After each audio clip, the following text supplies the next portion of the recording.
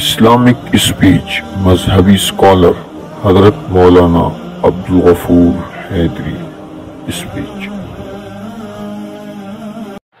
نحمده ونصلي ونسلم على رسوله الكريم اما بعد فاعوذ بالله من الشيطان الرجيم بسم الله الرحمن الرحيم وإذ استسقى موسى لقومه فقلنا اضرب بعصاك الحجر فانفجرت منه 12 عينا قد علم كل أناس مشربهم كلوا واشربوا من رزق الله ولا تعثوا في الأرض مفسدين. عزیزان محترم، میرے عزیز سامعین، اس سے پہلے گزرے ہفتے پہ ہم نے آپ کے سامنے آیت نمبر 58 اور 59 آپ کے سامنے بیان کیا تھا. آج آیت نمبر 60 جس میں یہود پر جو تسلسل احسانات ہے اللہ تبارک و تعالیٰ وہ بیان فرما رہے ہیں.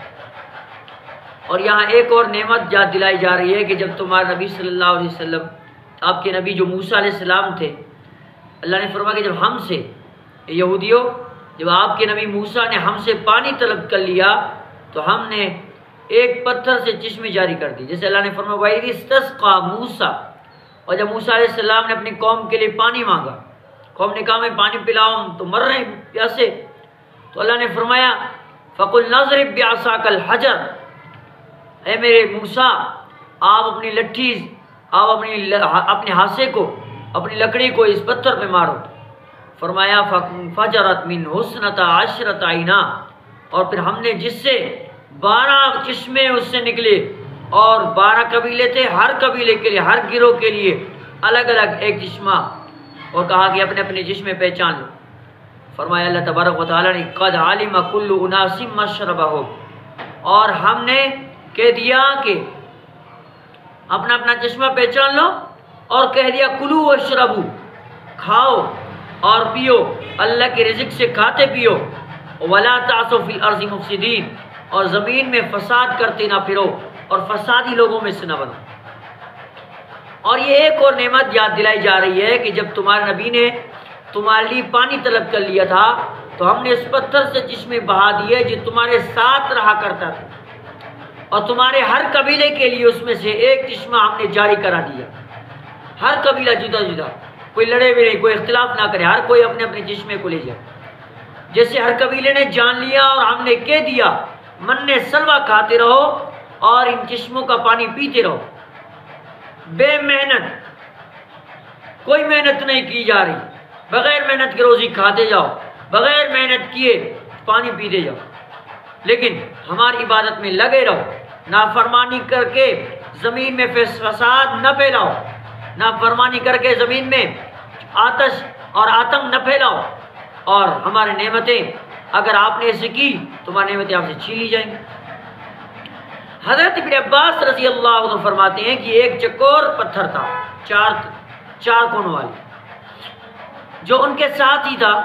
موسیٰ علیہ السلام نے بحکم خدا بندی اس پر جب لکڑی ماری، جیسے کہ عصاک الحجر فانفجرت منہ 12 عینا، اللہ کے حکم سے اس لکڑی پر جب ماری چاروں طرف سے تین نہریں نکلے. 4 کونے والا پتھر تھا، 3 نہریں ادھر سے نکلی، 3 نہریں ادھر سے نکلی، 3 نہریں ادھر سے نکلی، 3 نہریں ادھر سے نکلی، 3 اور 3 6 اور 6 اور 6 12، یعنی 12 نہریں اس پتھر سے نکلی. 3 نہریں اس طرف والے قبیلوں کے لیے، 3 قبیلوں کے لیے، 3 نہریں اس طرف والے 3 قبیلوں کے لیے، 3 نہریں اس طرف والے 3 قبیلوں کے لیے، 3 نہریں اس طرف والے 3 قبیلوں کے لیے، یعنی ہر ایک قبیلے کے لیے ایک چشمہ اللہ تعالیٰ نے نکالا.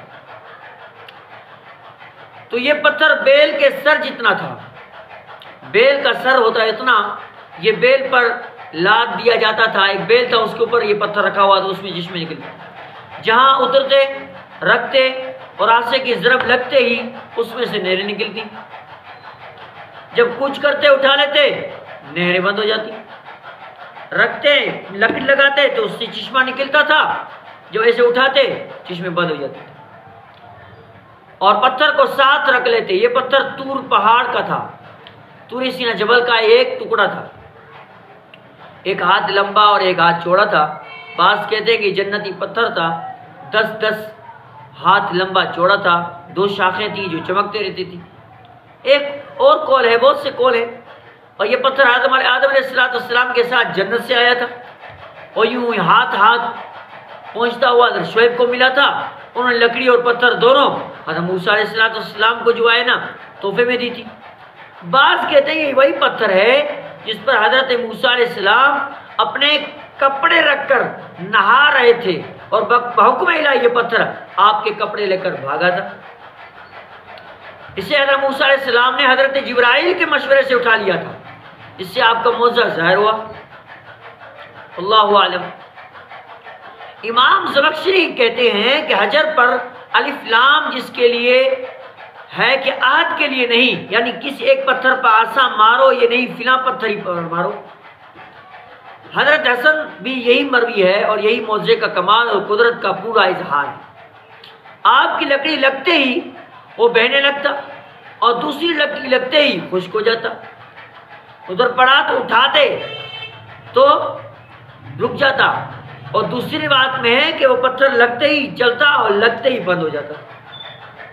حضرت حسن کے قول کے مطابق بنی اسرائیل آپس میں کہنے لگے اگر یہ پتھر گم ہو گیا تو ہم پیاس سے مرنے لگیں گے، ہم تو پیاس سے مر جائیں گے. تو اللہ تعالیٰ نے فرمایا تم لکڑی نہ مارو، صرف زبانی کہو تاکہ انہیں یقین آ جائے. اللہ اکبر. اور ہر ایک قبیلہ اپنے اپنے نہر کو اس طرح جان لیتا، ہر قبیلہ ایک آدمی پتھر کے پاس کھڑا رہ جاتا اور لکڑی لگتے ہی اسے چشمے جاری ہو جاتے تھے.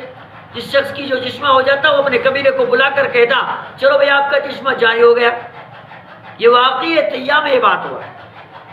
سورہ اعراف بھی اس واقعے کا بیان کرتا ہے، لیکن چونکہ وہ سورت مکی ہے اس لیے وہاں ان کا بیان غائب کی ضمیر سے کیا گیا ہے.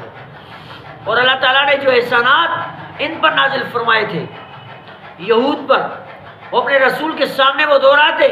اور یہ سورت مدنی ہے اس لیے یہاں خود انہیں خطاب کیا گیا ہے.